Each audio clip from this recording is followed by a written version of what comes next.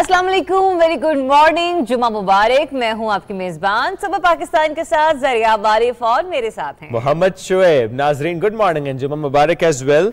बढ़ते हैं आज प्रोग्राम में आगे और सबसे पहले एक जबरदस्त खबर, पाकिस्तान का नाम कहां कहां रोशन हो रहा है, कौन रोशन कर रहा है, किस फील्ड में रोशन कर रहा है, इसकी बात सबसे पहले करते हैं। दुबई लेकर चलते हैं आपको, जहां पर पाकिस्तानी स्टार्टअप्स की कामयाबी की गूंज है। गल्फ इंफॉर्मेशन टेक्नोलॉजी नुमाइश, यहां पर पाकिस्तानी स्टार्टअप ने सबको मात दी, पहली पोजीशन अपने नाम की, और इस पोजीशन को अपने नाम करने के बाद वफाकी वजीर बरा IT सैयद अमीनुल हक साहब ने कहा माई TM, ये नाम है जी उस स्टार्टअप का, माई TM नामी स्टार्टअप को सुपर नोवा चैलेंज फाइनल में इंग्लैंड को हराने पर मुबारकबाद दी है।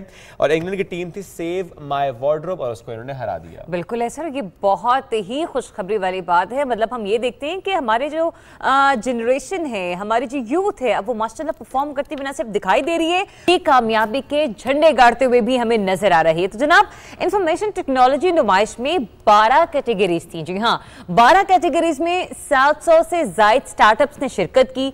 अब पाकिस्तानी स्टार्टअप ने क्रिएटिव इकोनॉमी कैटेगरी में अव्वल पोजीशन अपने नाम की। मतलब आप अंदाजा करें कि इतने सैकड़ों लोगों में अगर कोई टीम अव्वल नंबर पे पहुंची तो जनाब वो है पाकिस्तान की टीम। लिहाजा वफाकी वजीर सैयद अमीनुल हक साहब कहते हैं कि पाकिस्तान में स्टार्टअप्स को हर मुमकिन सहूलियात की फराहमी के लिए कोशा है, और ये भी बताते हैं कि दुनिया भर में पाकिस्तान को ब्रांड करने के लिए स्टार्टअप्स की काविशें लायके तहसीन हैं। लेकिन साथ ही साथ जदीद दुनिया से कदम मिलाने के लिए इंफॉर्मेशन टेक्नोलॉजी के शोबे में इनकलाबी इस्लाहात भी लाई जा रही हैं। क्या बात है, जबरदस्त। और थोड़ा सा आपको माई टीम से मुतालिक मजीद बताएं तो नेशनल इंक्यूबेशन सेंटर इस्लामाबाद की ये एक कोशिश है, और ये इनका फोकस कहाँ पर, इनका फोकस है जो शोबे, जो अफराद पाकिस्तान के जो कि अनबैंक्ड हैं, जो कि फाइनेंशियल सर्विसेज को नहीं जानते, उनको फाइनेंशियल असिस्टेंस प्रोवाइड करते हैं ये।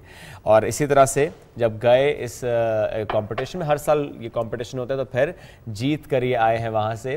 कोशिश करेंगे, आए नहीं है वापस अभी जीते हैं, जब वापस आए तो फिर आपकी इनसे मुलाकात भी कराएंगे। इनकी पूरी टीम को हमारी तरफ से, सुबह पाकिस्तान की तरफ से, पाकिस्तान टीवी की तरफ से मुबारकबाद। बिल्कुल ऐसा ही है। और प्रोग्राम में जरा आगे बढ़ते हैं, कुछ मजीद खबरों को, कुछ इंटरेस्टिंग न्यूज़ को प्रोग्राम का हिस्सा बनाते हैं और ज़रा मादी की याद ताज़ा करते हैं, क्योंकि ये तो वो नौजवान है जो कि आज की दुनिया में पाकिस्तान का नाम रोशन कर रहे हैं। लेकिन हमारे बड़े जो कि पाकिस्तान के लिए अपने खिदमात सर अंजाम करते रहे हैं, उनका जिक्र कर लेते। जनाब साबिक वज़ीर आज़म ख्वाजा नाज़िमुद्दीन साहब, उनकी 57वीं बरसी आज मनाई जा रही है। और आपको पता है कि पाकिस्तान के वो दूसरे वज़ीर आज़म की हैसियत से अपनी खिदमात सर अंजाम दे चुके हैं।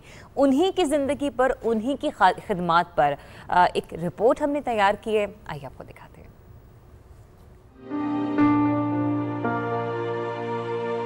ख्वाजा नाज़िमुद्दीन 19 जुलाई 1894 में बंगाल के एक नवाब ख़ानदान में पैदा हुए। उन्होंने कैम्ब्रिज यूनिवर्सिटी में पोस्ट ग्रेजुएशन की तालीम हासिल करने से पहले अलीगढ़ मुस्लिम यूनिवर्सिटी में तालीम हासिल की। वापसी पर उन्होंने ऑल इंडिया मुस्लिम लीग के प्लेटफॉर्म पर बतौर सियासतदान अपने सफ़र का आगाज़ किया। इब्तिदाई तौर पर इनका सियासी करियर बंगाल में तालीम के हवाले से इस्लाहात और तरक्की के गिर्द घूमता रहा, ताहम बाद में उन्होंने मोहम्मद अली जिन्ना की क़यादत में अलहदा मुस्लिम वतन के मकसद की हिमायत शुरू कर दी। वो 1943 से 1945 तक बंगाल के वजीर आज़म के ओहदे पर फाइज रहे।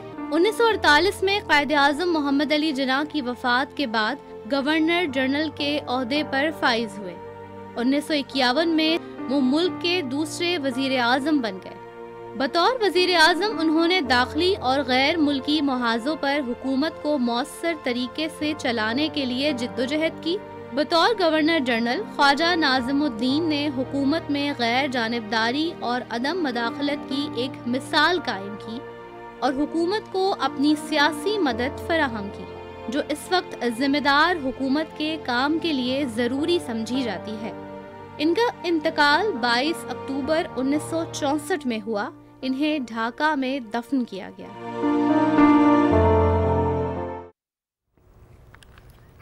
चलें बढ़ते हैं आगे। اب وفاقی وزیر برائے National Food Security and Research Syed Fakhar Imam صاحب کا حوالہ یہاں پر دیتے ہیں، جنہوں نے یہ کہا ہے کہ پاکستان رواں برس کاٹن کے نظر ثانی شدہ ہدف کو پورا کرنے یا اس سے بھی تجاوز کرنے جا رہا ہے۔ کتنی اچھی خبر ہے، کتنی حوصلہ بخش خبر ہے، بیکاز لاسٹ ہم نے دیکھا تھا جب بمپر کراپس نے صرف کاٹن میں ہم نے اچھا پرفارم نہیں کیا تھا، بٹ اب ہم کاٹن انڈسٹری میں کتنا اچھا پرفارم کر سکتے ہیں، کتنا اچھا پوٹینشل ہے ہمارا اور کس حد تک ہم آگے بڑھ چکے ہیں، اس پر بات کریں گے، کیونکہ وفاقی وزیر نے کہا ہے کہ جننگ فیکٹریز کو کپاس کی سپلائی 94% سے بڑھ کر اب 15 اکتوبر کی ڈیٹ کی ہم بات کریں تو 5.208 ملین گانٹھوں تک پہنچ گئی ہے، اور سندھ میں جننگ فیکٹریز کو کپاس کی سپلائی 99% بڑھی ہے، اور پنجاب میں سالانہ 87% جو ہے یہ بڑھ چکی ہے۔ بالکل ایسے ہی، اور اس میں یہ بھی بتایا جا رہا ہے شعیب کہ جو وفاقی وزیر صاحب نے کہا کہ کاشتکاروں کو ہم اس حوالے سے مشورہ یہ بھی دے رہے ہیں کہ وہ اپنی فصل کی کوالٹی کو برقرار رکھنے کے لیے اسے صاف کرنے پر توجہ دیں تاکہ اچھی قیمت حاصل کی جا سکے، کیونکہ کوالٹی اور پیورٹی جو ہے یہ بات کا عمل شروع ہو جاتا ہے، لہٰذا انہوں نے اس طرف ایک اچھا مشورہ دیا ہے کہ آپ کس طرح سے اپنی فصلوں کو صاف کر کے کہتے ہیں کہ مارکیٹ میں آپ اس طریقے سے اس کو پریزنٹیبل بنائیں کہ آپ کو اس کی ایک اچھی رقم مل سکے۔ لہٰذا یہ بھی کہا گیا کہ اگر قیمتیں مقررہ حد سے نیچے آئیں تو گورنمنٹ جو ہے وہ مارکیٹ میں جائے گی، مداخلت کرے گی، اور یہ بھی بتاتے ہیں کہ کپاس کی فصل کی بحالی کے لیے حکومتی سطح پر کوششیں خام مال کے کے را مٹیریل کی سبسڈی ہو، معیاری بیج کی فراہمی ہو، اور 5,000 روپے جو 40 کلو کی قیمت ہے ایک بوری کے حوالے سے اس پہ بھی انہوں نے بات چیت کی ہے۔ مزید یہ بھی بتاتے ہیں کہ کپاس کی پیداوار میں یہ جو اضافہ ہے وہ ٹیکسٹائل کی پیداوار اور برآمدات میں اضافہ کرے گا، جو کہ یقینی طور پر انڈرسٹوڈ سی بات ہے، لیکن پروگرام میں شریک ہیں ہمارے ساتھ ڈاکٹر خالد عبداللہ صاحب، کاٹن کمشنر وزارت فوڈ سیکیورٹی اینڈ ریسرچ، تو انہیں شامل گفتگو کرتے ہیں۔ ویری گڈ مارننگ سر، السلام علیکم، کیسے ہیں آپ؟ السلام علیکم جی۔ وعلیکم السلام سر، اچھی خبر ہے یہ تو کہ کاٹن میں جس طرح سے ہم دیکھ رہے ہیں، وہ چاہے حوالہ ہم سندھ کا دیں، جننگ فیکٹریز کا، یا پنجاب کا دیں، تھوڑا سا بتائیں سر یہ 3 کنٹریبیوٹنگ فیکٹرز جن کا انہوں نے حوالہ دیا ہے، آپ کے نظر میں سب سے اہم اس میں معاملہ کون سا ہے؟ وہ را مٹیریل کی سبسڈی ہے، وہ کوالٹی سیڈز کی پروویژن ہے، یا کہ وہ 5,000 روپے فی 40 کلو کی کا ریٹ مقرر کرنا ہے؟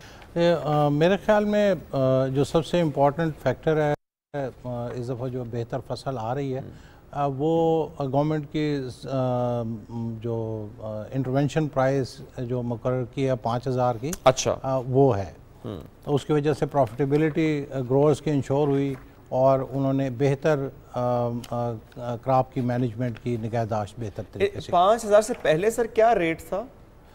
ایکچولی 5,000 سے پہلے یہ تو ایک انٹرونشن پرائس مقرر کی ہے، اس سے پہلے قیمتیں اگر گر جاتی تھیں تو گروور کو بہت نقصان ہوتا تھا، تو اس طریقے سے 5,000 ایکچولی ان کی جو گروور کی پروفیٹیبلٹی کا ایک لیول ہے وہ مینٹین کیا گیا ہے کہ گروور کو نقصان، اس کو ایک کانفیڈنس دیا گیا کہ سپورٹ پرائس کہہ سکتے ہیں؟ جی ایگزیکٹلی، اس کو support price in a sense support price کہہ سکتے ہیں، سپورٹ پرائس کہہ سکتے ہیں، ٹھیک ہے، یہ تو ایک اہم فیکٹر ہو گیا۔ اچھا سر، اس میں یہ بھی جاننا چاہیے جیسے کہ سید فخر امام صاحب کی طرف سے ایک مشورہ دیا گیا ہے، ویسے تو جو ہمارے کاٹن ایکسپورٹرز ہیں انہیں بھی اس بارے میں معلومات ہوں گی کہ کس قسم کی کوالٹی کو ہمیں مارکیٹ میں لے کر آنا چاہیے اور انٹرنیشنل مارکیٹ میں بھی، لیکن اگر یہ مشورہ ابھی سطحی سطح پر بھی اگر دیا جا رہا ہے تو مطلب کیا واقعی ہمارے یہاں جو بمپر کراپ ہوتی ہے اس کے بعد ہم دیکھتے ہیں کہ جو کوالٹی ہے اس پر کمپرومائز چونکہ کر لیا جاتا ہے، اس لیے کوانٹٹی کے چکر میں، اس لیے ذرا اس کی رقم جو ہے وہ مناسبت سے نہیں ملتی جیسے کہ ملنی چاہیے، تو یہاں پر جو ہمارا کسان ہے یا جو وہ کیا کہتے ہیں مل مالکان ہیں جو اس کو دیکھ رہے ہوتے ہیں، ان کے لیے اس سجیشن کو آپ کس طرح سے سود بند دیکھتے ہیں؟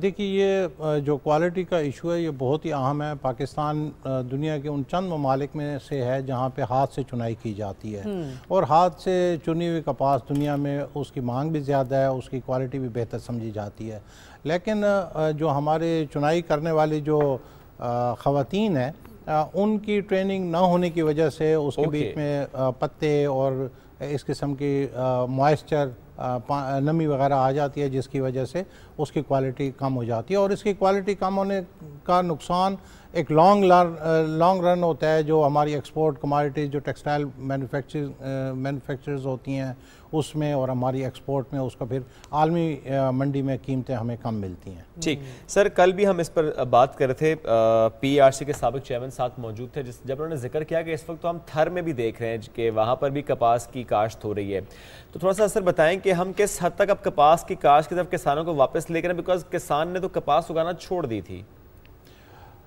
جی آپ صحیح کہہ رہے ہیں. ایکچولی جو ہماری اریگیٹڈ یا جو آبپاش زمینیں ہیں وہاں پہ کپاس کے ساتھ کمپیٹ کرنے والی فصلیں بہت سی ہیں جس میں گنا, مکئی, چاول یہ شامل ہیں. لیکن دنیا میں 40% سے زیادہ کپاس جو اگائی جاتی ہے وہ بارانی اگائی جاتی ہے اور ہم نے اس ایریا کو ٹیپ نہیں کیا. تو اب ریسنٹلی ہم اس کے اوپر تجربات کر رہے ہیں کہ ہمارے پوٹوہار کے ایریے میں, چولستان کے ایریے میں جو بارانی ایریاز ہیں وہاں پہ اس کے ایکسپینشن کی جائے. اور اس کے علاوہ بلوچستان اور خیبر پختونخوا جو کہ بہت اچھی کپاس پیدا کرتے ہیں وہاں پہ بھی اس کے ایکسپینشن. اس کے لیے ہم کر کیا رہے ہیں؟ کیا ہم ہائیبریڈ بیج لے کر آ رہے ہیں؟ کیا ہم کسانوں کو سبسڈی دے رہے ہیں یا ہم وہاں جا کے ان کو گائیڈ کر رہے ہیں؟ ہم کر کیا رہے ہیں اس بیسیکلی اب تک جو ہماری ریسرچ ہوئی ہے اس میں جو ویرائٹیز ہماری بنی ہیں وہ آبپاش علاقوں کے لیے ہیں. اس کے لیے ایک نئی اقسام بنانی پڑیں گی, اس کے اوپر کام ہو رہا ہے. اس کے علاوہ جو پروڈکشن ٹیکنالوجی ہے, جو پیسٹ مینجمنٹ ہے, اس کے اوپر ریسرچ ہو رہی ہے اور اس کے بعد وہی ٹیکنالوجی جو ہے وہ کسانوں کو ٹرانسفر کی جائے گی جس سے وہ بہتر فصل لے. آپ کو نہیں لگتا بہت تاخیر ہو گئی اس میں ریسرچ والے معاملے میں بھی اور ہائیبریڈ کے بیج کے معاملے پر بھی ڈیلے نہیں ہو گیا سر بہت؟ آپ صحیح کہہ رہے ہیں. ایکچولی جو ایگریکلچر ریسرچ ہے اور اسپیشلی کاٹن ریسرچ ہے اس کے فنڈنگ کے بھی کچھ مسائل رہے ہیں ماضی میں, لیکن وہ ایسا ایڈریس ہو رہے ہیں اور انشاءاللہ یہ بہتر کی طرف. تو چونکہ آپ نے سر ابھی فنڈنگ کا بھی ذکر کیا ہے, یہ بتائیے گا کہ کس مطلب ہم لوگ گندم اور چاول کے حوالے سے تو دیکھتے ہیں اور گنے کے حوالے سے کہ جو گورنمنٹ ہے وہ اس کی پریورٹی میں رہتی ہے. کپاس کی جو فصل ہے حکومت اس کو کس کیٹیگری میں کاؤنٹ کرتی ہے؟ کیونکہ ڈیفینیٹلی ہم نے دیکھا کہ کپاس ایک ایسا میٹیریل ہے ہمارے پاس جسے ہم ایکسپورٹ کرتے ہیں. جی کپاس کی اہمیت تو آپ دیکھیے, سب سے پہلے تو یہ ہے کہ یہ 58% ہماری ایکسپورٹ میں کنٹریبیوٹ کرتی ہے. اور نہ صرف ایکسپورٹ میں بلکہ اس کے بیج سے جو تیل حاصل کیا جاتا ہے وہ مور دین 60% ہماری لوکل جو اویلیبلٹی ہے ایڈیبل آئل کی اس کو کنٹریبیوٹ کرتی ہے.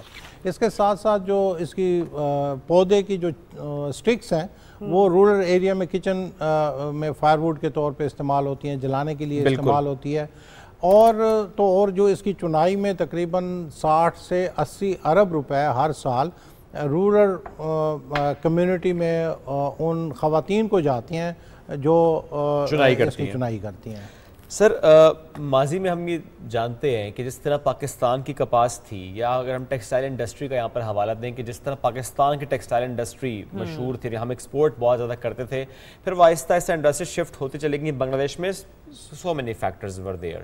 پھر کووڈ نے اس کو واپس ہماری طرف موڑا. ہم نے دیکھا کہ انڈین آرڈرز, بنگلہ دیش کے آرڈرز پاکستان کو ملنا شروع, بیکاز ہماری انڈسٹری پہلے کھل گئی, ٹیکسٹائل انڈسٹری اسپیسیفکلی, اور پھر اس میں جو گورنمنٹ نے ٹیکسٹائل انڈسٹری کو subsidy the in terms of electricity.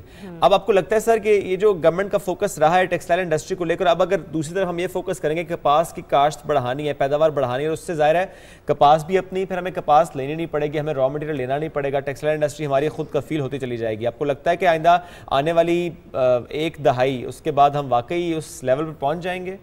جی میں بالکل بہت آپٹیمسٹک ہوں, کیونکہ جو لوکل سپلائی ہوتی ہے را مٹیریل کی وہ کسی بھی چیز کے ایکسپورٹ میں بہت بڑا فیکٹر ہوتی ہے. اور اس سال بھی یہ جن ممالک کی آپ نے بات کی, اس میں بنگلہ دیش, ویتنام, بہت سارے ممالک ایسے جو میجر ٹیکسٹائل پروڈیوسر تھے, اور وہ چونکہ کاٹن پروڈیوسر نہیں تھے اس وجہ سے ان کو مشکلات کا سامنا کرنا پڑا اور وہ آرڈرز پاکستان کی طرف شفٹ ہو رہے ہیں. تو جب را مٹیریل یعنی ٹیکسٹائل کا را مٹیریل جو کاٹن ہے وہ اس کی سپلائی بہتر ہوگی تو ہماری جو ٹیکسٹائل انڈسٹری ہے وہ بھی بہت تیزی سے پراسپر کرے گی. ٹھیک, thank you very much sir, thank you. ساتھ موجود تھے آپ اور اس سے متعلق ہم سے گفتگو کرتے. آپ آپٹیمسٹک ہیں سر, ہم بھی بہت آپٹیمسٹک, پاکستان آپٹیمسٹک ہونا بھی چاہیے, چونکہ بڑے اچھے سٹیپس پر ہم لوگ دیکھ رہے ہیں کام ہو رہے ہیں, اور انشاءاللہ جس طرح باقی کراپس میں ہم دیکھ رہے ہیں کہ وی آر پرفارمنگ گڈ, انشاءاللہ کپاس کی بمپر کراپ بھی ہوگی. اینی ویز ایک بریک لیں گے, جب بریک سے واپس آئیں گے تو پھر ہم بات کریں گے فیک نیوز سے متعلق. اسٹے ود اس.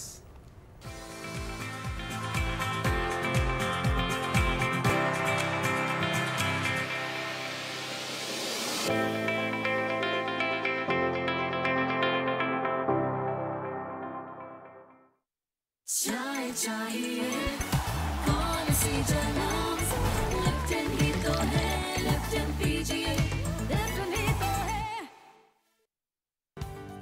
میں کیا یوز کر رہا ہوں؟ میں K-Trade اپلیکیشن یوز کر رہا ہوں۔ K-Trade پاکستان کی لیڈنگ موبائل اپلیکیشن ہے جس کو استعمال کر کے آپ اسٹاک مارکیٹ میں کموڈٹی، سونا، چاندی خرید سکتے ہیں۔ K-Trade آ رہا ہے آپ کے شہر حیدرآباد میں 25 اکتوبر سے 1 نومبر تک۔ چاہے آپ کے سوالات اسٹاک مارکیٹ کے بارے میں ہو، سرمایہ کاری کے بارے میں ہو، ہم آپ کے لیے حاضر ہیں، آنا نہ بھولیے گا۔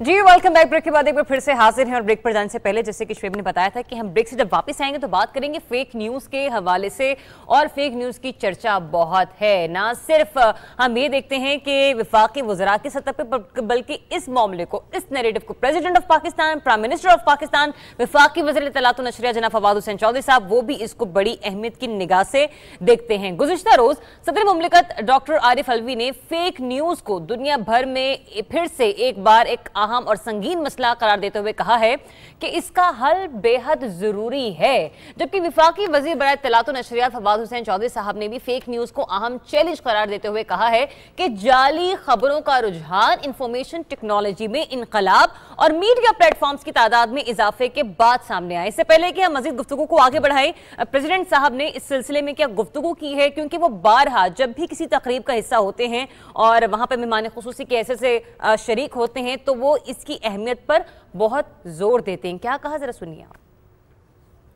جہاں کمیونیکیشن ایک آرٹ ہے وہاں مس کمیونیکیشن، غیبت، فیک نیوز یہ اتنا ہی بڑا زہر ہے۔ جن چیزوں پر ہمیں طاقت حاصل کرنی ہے وہ فیک نیوز ہے۔ فیک نیوز سے دنیا میں بڑی تباہی ہوئی۔ یہ ویپنز آف ماس ڈسٹرکشن آپ کو یاد ہوگا، بالکل جھوٹ تھا مگر عراق تباہ ہو گیا۔ اللہ تعالیٰ قرآن کے اندر جو بات فیک نیوز کی کہہ چکے ہیں کہ فاسق کوئی خبر پھیلائے تو محتاط ہو جاؤ، اس کو دیکھ لو تاکہ آپس میں قومیں نہ لڑیں۔ جی تو صدر عارف الوی نے سلسلے میں جو گفتگو کی وہ آپ نے سنی، جیسے کہ میں نے آپ کو پہلے بھی کہا تھا کہ چاہے وہ کسی پروگرام کا حصہ بنے یا پھر کسی تقریب کا حصہ ہو، اس معاملے کی اہمیت پر وہ گاہے بھاگاہے ہمیں آگاہی دیتے رہتے ہیں۔ عالمی برادری کو جعلی خبروں کا مقابلہ کرنے کے لیے کچھ قوانین جو ہیں وہ وضع کرنا ہوں گے جس سے آزادی اظہار رائے پر بھی قدغن نہ لگے، لیکن ساتھ ہی ساتھ یہ بھی دیکھنا ضروری ہے کہ وہ جو خبر دی جا رہی ہے کیا وہ کنفرم ذرائع کی طرف سے دی جا رہی ہے، کیا اس کے پیچھے جو حقائق ہیں وہ مسخ تو نہیں ہو رہے۔ یہ چیزیں بہت اہم کردار، بڑا اہم پہلو رکھتی ہیں۔ اور اس میں ایک معاملہ یہ بھی ہے کہ اکثر اب یہ ہو جاتا ہے کہ آپ نے فیس بک پر، ٹویٹر پر یا واٹس ایپ پر کوئی خبر دیکھی اور وہ خبر آپ نے اس کا حوالہ دے دیا جبکہ آپ نے اس پر تحقیق نہیں کی۔ ویسے دین بھی یہی کہتا ہے کہ بلا تحقیق کوئی خبر کسی کو دینی نہیں چاہیے۔ آج ہم اس اہم معاملے پر بات کریں گے۔ سینئر تجزیہ کار جناب مظہر عباس صاحب نے ہمیں جوائن کیا۔ Sir thank you very much for joining us today. Sir کیا یہ مسئلہ صرف اس خطے کا ہے؟ کیا یہ مسئلہ صرف پاکستان کا ہے یا کہ یہ ایک گلوبل چیلنج ہے فیک نیوز؟ جی بہت بہت شکریہ۔ بالکل ایک گلوبل چیلنج ہے، اس میں تو کوئی بھی شک نہیں ہے، کیونکہ سوشل میڈیا ان ایڈیٹڈ میڈیا ہوتا ہے، اس کو ظاہر ہے اس کی اونرشپ کا مسئلہ کھڑا ہو جاتا ہے کہ یہ بات کس نے کی ہے کس نے نہیں کی۔ کچھ کے آفیشیل اکاؤنٹس ہوتے ہیں، کچھ کے فیک اکاؤنٹس بنتے ہیں، یہ ساری باتیں اپنی جگہ ہیں، لیکن as a journalist, as a politician آپ کو کرنا کیا چاہیے؟ یہ صرف میڈیا ہی نہیں ہوتا۔ ہم بڑی آسانی سے ایک ٹارگٹ ہمیں مل جاتا ہے میڈیا، تو ہم میڈیا کو ٹارگٹ کر لیتے ہیں، لیکن کیا سیاسی جماعتوں کے جو میڈیا سیلز ہیں وہ فیک نیوز نہیں دیتے؟ وہ فیک نیوز کو پروموٹ نہیں کرتے؟ ہمارے عارف الوی صاحب میرے بہت اچھے جو ہے جاننے والے ہیں، میں ان کو بہت اچھی طرح جانتا ہوں اس زمانے سے جب وہ پی ٹی آئی کے بڑے بنیادی لوگوں میں سے ہوا کرتے تھے۔ ایک زمانے میں انہوں نے ایک پریس کانفرنس کی تھی جو نیشنل اسٹیڈیم کے ساتھ والی زمین کے اوپر پریس کانفرنس تھی، اور ان کے بقول کہ وہ زمین جو ہے وہ اونے پونے داموں بیچی جا رہی ہے۔ ان کے پاس حقائق بھی تھے، ان کے پاس ڈاکومنٹ بھی تھے، لیکن وہ بس ایک ہی پریس کانفرنس کر سکے۔ اس کے بعد جو دباؤ آیا، دیکھیں نا مظہر عباس صاحب، ابھی آپ نے اپنے گفتگو میں کہا کہ کہیں پر بھی بات چیت ہوتی ہے یہ میڈیا سیلز مطلب جو پولیٹیکل پارٹیز کے ہیں وہ بھی اس قسم کی باتیں کرتے ہیں، لیکن میڈیا کو ہی کیوں ٹارگٹ کیا جاتا ہے؟ ایک طرف جب ہم خود میڈیا بھی یہ کہتا ہے کہ ہم ریاست کا چوتھا ستون ہیں، تو جب وہ ہم پلر دیکھتے ہیں اتنا مضبوط پلر اگر اس طرح سے کھوکھلی یا بے بنیاد چیزوں کو سامنے لے کر آئے گا، ہمیں پتہ ہے کہ میڈیا کا کردار کیا ہے، کووڈ-19 کے معاملات ہوں یا کوئی اور معاملات ہوں، میڈیا کا رول انتہائی امپورٹنٹ رہا ہے کسی بھی نیریٹو کو بلڈ کرنے کے لیے۔ میں نے یہ کیسے فیصلہ کر لیا یا آپ نے یہ کیسے فیصلہ کر لیا کہ میڈیا صرف فیک نیوز دیتا ہے؟ مجھے پہلی چیز تو یہ کہ ہم جب فیک نیوز کو ڈیفائن کرتے ہیں تو اسے پراپرلی ڈیفائن کرنا چاہیے۔ پھر حکومت ہو، صدر مملکت ہو، جب گورنمنٹ بیٹھی ہوتی ہے تو گورنمنٹ فیک نیوز کا حل نکالتی ہے۔ گورنمنٹ یہ کہتی نہیں ہے کہ یہ فیک نیوز ہے، آپ کا حل آپ اس کی بنیادی طور پہ تو اس کی ریزولوشن کی طرف جائیں۔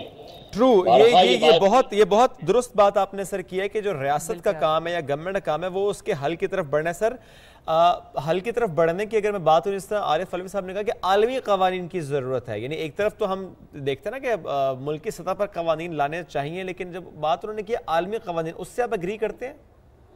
پہلے تو یہ کہ ہم اپنی سطح پہ تو کام شروع کریں نا۔ آپ کے پاس فرض کریں آپ کے پاس ایک ڈیفیمیشن لا آرڈیننس 2002 ہے، اس میں بہت اچھی طریقے سے چیزوں کو ڈیفائن کیا گیا ہے، اس کو آپ مزید امپروو کر سکتے ہیں، ہم اس طرف نہیں جاتے۔ بالکل اسی طریقے سے اور بھی کئی ایون سائبر کرائم کے حوالے سے بھی قوانین موجود ہیں۔ ہمارے پاس قوانین کی کمی نہیں ہے، ہمارے پاس امپلیمنٹیشن اور امپروومنٹ کی کمی ہے۔ ہم بہت دوسری طرف نکل جاتے ہیں، بجائے اس کے کہ پہلے ہم اپنی سطح پہ دیکھیں، اس پہ عمل درآمد کس حد تک کامیاب ہوا ہے ہمارا اور ہو سکتا ہے، اور انہی کو بنیاد بنا کے اگر آپ کو نتائج اچھے ملے تو انہی کو بنیاد بنا کے آپ سر میں اجازت دے ایک سوال صرف کرنا چاہوں اپنے سمجھنے کے لیے۔ اس وقت اگر کوئی بھی شخص اٹھ کر یوٹیوب پر جو جس طرح چینلز بنے ہوئے ہیں، کوئی بھی صحافی کوئی بھی شخص ہو، وہ یوٹیوب چینل پر 30 منٹ ایک ویڈیو اپلوڈ کر دے اور اس میں کچھ ایسے حقائق کو مسخ کیا گیا ہو، کیا اس کے خلاف کارروائی ہو سکتی ہے؟ اور مظہر عباس صاحب یہ بھی اس صورت میں جب ہم دیکھتے ہیں کہ وہی اینکرز حضرات جو ہیں وہ کسی نہ کسی پرائیویٹ چینل کا حصہ ہوتے ہیں، وہاں پر کیونکہ وہ چینل کا حصہ ہے، وہاں پر بیٹھتے وہ اس پالیسی کو مد نظر رکھتے ہوئے وہ الفاظ استعمال نہیں کرتے جو دل کی بھڑاس ہوتی ہے، یا یوں کہہ لیں جو سچ وہاں پہ بیٹھ کے بولنا چاہیے وہ بیٹھ کے وہ یوٹیوب چینلز پر بول رہے ہوتے، تو پھر کہاں پر سچ بول رہے ہیں؟ یوٹیوب چینلز پہ بول رہے ہیں یا اپنے ادارے میں بیٹھ کر جھوٹ بول رہے ہیں؟ یہ آپ نے صرف پرائیویٹ چینل پہ کیوں کی؟ کیا اسٹیٹ رن ٹیلی ویژنز پہ یہ نہیں ہوتا؟ کیا اس میں بیٹھے ہوئے لوگوں کے یوٹیوب چینلز نہیں ہیں؟ تو میں تو سر میں تو صرف جاننا چاہ رہا ہوں کہ کوئی بھی شخص وہ چاہے اس کا تعلق کسی جماعت سے ہو، کسی ادارے سے ہو، جواب تو سن لیں۔ جی سر پلیز۔ آپ کے پاس قوانین ہیں نا اس کے لیے؟ آپ کو پتا ہے نا کہ کون شخص یہ چینل چلا رہا ہے، کون شخص کا یوٹیوب چینل ہے؟ آپ کے پاس قوانین موجود ہیں، ہم ان قوانین کو بہتر بنائیں، ان پہ عمل کریں۔ عمل کیوں نہیں کرتے؟ ہم صرف جو ہے وہ الزام تراشیوں سے باہر کیوں نہیں آتے؟ آپ اپنے قوانین کو وزیر اعظم قانون کی حکمرانی کی بات کرتے ہیں، تو پھر قانون کی حکمرانی قائم کرنے میں وہ آج تک کیوں ناکام رہے ہیں؟ پھر صرف ایک آخری بات بتا دیں، آپ کو لگتا ہے کہ قوانین موجود جو ہیں وہ انف ہے، یا آپ کو لگتا ہے کہ نہیں نئے قوانین بنانے چاہیے، یا آپ کو لگتا ہے کہ سخت سزائیں ہونی چاہیے؟ پہلے جو قوانین موجود ہیں ان کا تو جائزہ لے لینا۔ ٹھیک ہے، جو پہلے قوانین موجود ہیں ان کا جائزہ، ان کی امپلیمنٹیشن، اس کے بعد ہی ہم آگے بڑھ پائیں گے کہ نئے قوانین کی آیا ضرورت ہے یا نہیں، اور پھر اس کی implementation. Thank you sir, thank you very مچ موجود تھے آپ اور اس سے متعلق ہم سے گفتگو کرتے ہیں۔ آج ہم بات کر رہے ہیں فیک نیوز کی، چونکہ ظاہر ہے فیک نیوز پر بات کرنا اس لیے بھی زیادہ ضروری ہے چونکہ ہم دیکھتے آئے ہیں کہ فیک نیوز نے کس طرح سے نقصان پہنچایا قوموں کو، اور جب بات قوم کی ہوتی ہے، بات شہریوں کی ہوتی ہے، تو ان کو جس طرح سے نقصان پہنچتا رہا ہے وہ نقصان اب پہنچنا نہیں چاہیے۔ اب جب ہم فیک نیوز کی بات کریں تو فیک نیوز کی وجہ سے، یا فار دیٹ میٹر ہم جب ڈیجیٹل میڈیا کی بات کرتے ہیں تو ایک اور خطرہ ہے، وہ ہے 5th جنریشن وارفیئر۔ آج ہم اس پر بھی بات کریں گے، لیکن ابھی ذرا اسی پر میں ایک اور وضاحت دینا چاہوں گی شعیب، کہ جب ہم لوگ بات کر رہے ہیں نا، ابھی جیسے مظہر عباس صاحب بھی انتہائی قابل احترام میرے لیے، بہت سینئر ہیں, بہت سیکھا ہے آپ سے, تو انہوں نے کہا کہ میڈیا کو ہی ٹارگٹ کیوں کیا جاتا ہے. ہماری میڈیا کی جو ابھی کی جو اسٹریٹجی رہی ہے نا, وہ ہم نے دیکھی ہی اس طرح سے ہے کہ ایک خبر جو کہ ٹویٹر پر ٹرینڈ کر رہی ہوتی ہے, وہی خبر ہم دیکھتے ہیں کہ اگلے ہی لمحے کسی نہ کسی پرائیویٹ چینل پر رپورٹ ہوتی ہے اور اس کے اوپر تجزیے شروع کر دیے جاتے ہیں. سیاق و سباق سے ہٹ کے پھر معلوم ہوتا ہے کہ جب اس بندے کا بیپر لیا جا رہا ہوتا ہے, تجزیہ لیا جا رہا ہوتا ہے, تو معلوم ہوتا ہے خبر یہ نہیں تھی, کیونکہ ہم کسی کی الفاظ کو اٹھا کے کہتے تھے فلانے نے یہ کہا اور ہم نے خبر بنا دی. مطلب یہ کہ پیچھے حوالہ, کیونکہ ٹویٹر پر بھی ہم دیکھتے ہیں کہ چند الفاظ کو لکھنے کی گنجائش ہوتی ہے, اب وہاں پہ پورے بھرپور کالمز نہیں لکھ بیٹھتے. تو یہ اگر ہم میڈیا کی بات کریں تو آج کا سوشل میڈیا ہمارے الیکٹرانک میڈیا سے کنیکٹڈ. ایگزیکٹلی. چلیں ذرا آپ ایک اور مہمان ہیں اس ٹاپک پر ہمارے ساتھ, سینئر صحافی فروخ پتافی صاحب. Sir thank you very much. Sir تجزیہ چاہیے آپ کا اس معاملے پر, جو فیک نیوز پر اس وقت گورنمنٹ کا اتنا فوکس ہے کہ فیک نیوز ایک بڑا چیلنج ہے اور اٹس اے گلوبل چیلنج, اس پر عالمی قوانین ہونے چاہیے. آپ کا انپٹ کیا ہے سر اس میں؟ کس طرح سے فیک نیوز سے بچا جا سکتا ہے, کس طرح اس پر قابو پایا جا سکتا ہے؟ جی بہت بہت شکریہ. میرے خیال میں آج کل ساری دنیا کا یہ بہت بڑا مسئلہ بنا ہوا ہے, اور اگر آپ نے نوٹس کیا ہو کہ کچھ دن پہلے سی بی ایس نے ایک خاص طور پہ رپورٹ چلائی تھی امریکہ کے چینل میں ڈیپ فیکس کے اوپر, جہاں پہ آپ آرٹیفیشل فیسز اور آرٹیفیشل وائسز بھی کریٹ کر سکتے ہیں اور آپ کوئی بندہ بھی کوئی بات کر لیتا ہے. ایسے وقت میں, اور خاص طور پہ آپ کے ملک کے اوپر جو حملے ہوتے رہتے ہیں انڈیا کی طرف سے, دیگر جگہوں سے, اس کی وجہ سے انفارمیشن ایک بہت بڑا ہتھیار بن گئی آپ کے ملک کے خلاف. تو ایسے وقت میں ہمارے بھی بڑے سادہ لو قسم کے لوگ ہیں صحافیوں میں, جو استعمال بھی ہو جاتے ہیں اور وہ ایسی باتیں کر بیٹھتے ہیں جو کہ ذمہ دارانہ نہیں ہوتی ہے, اور اس کی وجہ سے ریاست کو, ملک کو اور لوگوں کو, انڈیویجولز کو بھی کافی نقصان ہو سکتا ہے. تو یہ میرے خیال میں ایک بہت امپورٹنٹ کنورسیشن ہے کہ پاکستان میں ان تمام چیزوں کے لیے ایک جو ہے کس طرح سے اس کو ہینڈل کیا جائے. یہ ایک آن گوئنگ ڈبیٹ ہے, اس کے اندر گورنمنٹ بھی اپنا انپٹ دے رہی ہے, ایکسپرٹس بھی دے رہے ہیں. تو میرے خیال میں آنے والے دنوں میں چاہے اس کے لیے والنٹری فریم ورک ہو یا ریاستی, لیکن ضرورت ضرور پڑے گی. پتافی صاحب, ابھی کچھ دیر پہلے مظہر عباس صاحب بھی ہمارے ساتھ تھے اور ان سے گفتگو ہوئی, تو انہوں نے کہا کہ آسان الفاظ میں اگر ہم دیکھیں تو آج ہی گورنمنٹ جو ہے وہ میڈیا کو ٹارگٹ کرتی ہے, میڈیا کو زیادہ رسپانسیبل اس چیز کے لیے مانتی ہے, جبکہ فیک نیوز خالی میڈیا پر رپورٹ نہیں ہو رہی, تو اس کے لیے بہت سارے پلیٹ فارمز ہیں جو کہ گردش کر رہے ہیں, کام کر رہے ہیں. جیسے کہ آپ نے کہا کہ کچھ شخصیات ایسی ہوتی ہیں کہ جن کا رجحان کسی ایک پارٹی کی طرف ہوتا ہے یا کسی ایک طبقے کی طرف ہوتا ہے. میں نام نہیں لوں گی, لیکن ہم دیکھ رہے ہیں کہ آج کل اس میں ٹویٹر پہ کس قسم کی جنگ چل رہی ہے کہ کہا جا رہا فلانا صحافی اس کے ساتھ ہے, فلانا صحافی اس کے ساتھ ہے, اور جب ہم ان کے ٹویٹر پیجز پر جا کے ٹویٹس دیکھتے ہیں تو بلا شبہ لگ بھی رہا ہوتا ہے کہ ہم کسی ایک خاص پارٹی کو سپورٹ کر رہے ہوتے ہیں. جو صحافی ہوتا ہے وہ تو کبھی بھی جانبدار رہا ہی نہیں ہے, پہلی بات جرنلزم کا اصول, اور دوسرا ہم یہ بھی دیکھتے ہیں کہ یہی وہ بڑے بڑے چہرے ہیں جو نہ صرف نیشنلی بلکہ انٹرنیشنلی بھی پاکستان کو پروموٹ کر رہے ہوتے ہیں. اچھا, بات یہ ہے کہ اب کیونکہ آپ نے خود نام نہیں لیا تو انڈیویجولز کو تو ہم ڈسکس نہیں کریں گے, لیکن ایک بات ضرور جو امپورٹنٹ ہے وہ یہ ہے کہ ساری دنیا میں صحافی پارٹیزان ہو سکتے ہیں. اخباروں کے اندر بھی ایڈیٹوریل جیسے آتے ہیں جو کہ ایک سائڈ کو لین کرتے ہیں, لیکن اس کے اندر کتنا فیکچول ہو کے بات کرنی چاہیے اور کتنا ایلیمنٹل ہونا چاہیے, یہ ضروری ہے. اگر صحافت کے اصولوں پہ ہم قائم رہتے ہوئے کام کریں گے, اور وہ جو ہم چوکو چباروں کے اوپر جس قسم کی ریومر مانگرنگ ہوتی ہے یا جس طرح کی جو ہے نا وہ ہرزہ سرائیاں ہوتی ہیں, اگر اس کو ہم جا کے اوپینین یا نیوز کی شکل دے دیں گے تو وہ زیادتی ہے. میرے خیال میں اس وقت کنسرن بھی یہ ہے کہ لوگوں کے اوپر انڈیویجولی اٹیک کرنا, اور وہ بھی صرف ہیئر سے کی بنیاد پہ بڑا ظلم ہو جاتا ہے. یا تو میرے پاس کوئی ایکسپیرینس ہو, یا تو میں نے خود اس چیز کو دیکھا ہو تب میں رپورٹ کر سکتا ہوں, یا پھر میرے پاس کوئی ایویڈنس ہو. اچھا, جہاں تک بات ہے آپ نے مظہر صاحب کی بات کی, تو ظاہری بات ہے پاکستان کے اندر ایک ہسٹری ہے کہ میڈیا کے اوپر قبضیں بھی لگتی رہی, لیکن آج کل کے جو ڈائنامکس ہے نا جی, وہ 90 کی, 2000 کی, 2010 کی دہائیوں سے بہت ڈفرینٹ ہے. آج کل ایک ایک چیز کو ویپنائز کر لیا جاتا ہے آپ کے ریاست کے, آپ کے اداروں کے اور آپ کے جو ریاستی ستون ہیں ان کے خلاف. تو یہ بہت ہی افسوسناک بات ہو جاتی ہے. اس لیے میں یہ تو نہیں کہہ سکتا ہوں کہ اس کے اوپر کیا ریاست کیا کرے یا باقی کیا حکومت کیا کرے، لیکن یہ ضرور ہے کہ ہم ساروں کو تھوڑی سی اپنی ذمہ داری ضرور نبھانی چاہیے. ٹھیک، تھینک یو فرق پتافی صاحب ساتھ موجود تھے آپ اور اس سے متعلق ہم سے گفتگو کر رہے تھے. یہ بات جو فیک نیوز کی چل رہی ہے تو لگ یہ رہا ہے کہ اسی کو ذرا اور کنٹینیو کرنا ہوگا، جو کہ اس سے پہلے ہم نے حوالہ دیا تھا 5th جنریشن وارفیئر کا بھی. مہمان تو آ چکے ہیں لیکن چھوٹی سی بریک لیتے ہیں، پھر اس پر ڈسکشن کریں گے. اسٹے ود اس.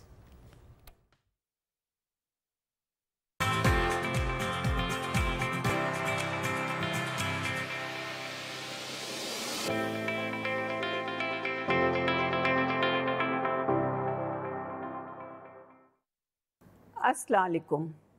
جیسا کہ آپ کو معلوم ہے کہ بریسٹ کینسر ایک مہلک مرض ہے. پاکستان میں ہر سال ہزاروں خواتین اس مرض کی بروقت تشخیص اور آگاہی نہ ہونے کی وجہ سے اپنی زندگیوں سے ہاتھ دھو بیٹھتی ہیں. میں آپ سب سے گزارش کرتی ہوں کہ آپ اس مرض کی علامات کے بارے میں جانیں. سینے یا اس کے اطراف میں گلٹی یا کسی بھی قسم کی غیر معمولی تبدیلی کی صورت میں فوراً ڈاکٹر سے رجوع کریں.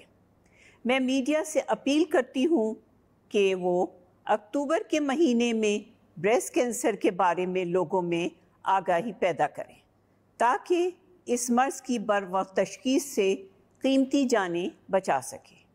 یاد رکھیں، صحت مند زندگی کے لیے بروقت تشخیص ضروری ہے. شکریہ.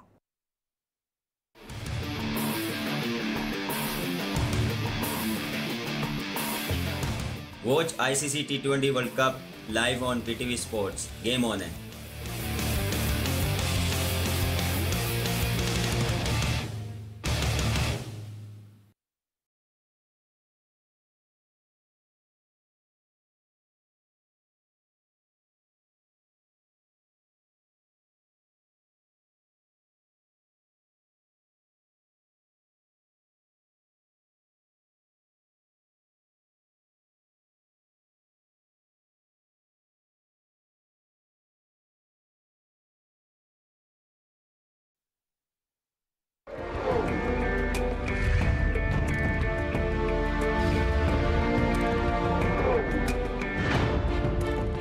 ہم سب پاکستانی ہیں اور ہم میں سے کوئی بھی سندھی، بلوچی، بنگالی، پٹھان یا پنجابی نہیں ہے.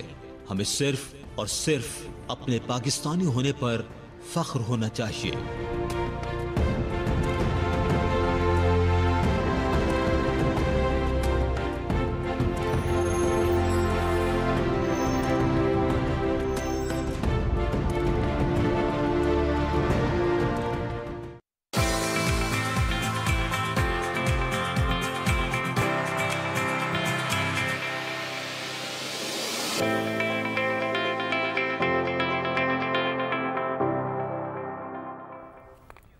Welcome back after the break. اور بریک سے پہلے جس طرح ہم نے ڈسکشن کی فیک نیوز سے متعلق، اور اب ہم ذرا بات کریں گے 5th جنریشن وارفیئر کے ساتھ ساتھ اس معاملے پر بھی کہ اکثر یہ ہوتا ہے فیس بک ڈاؤن،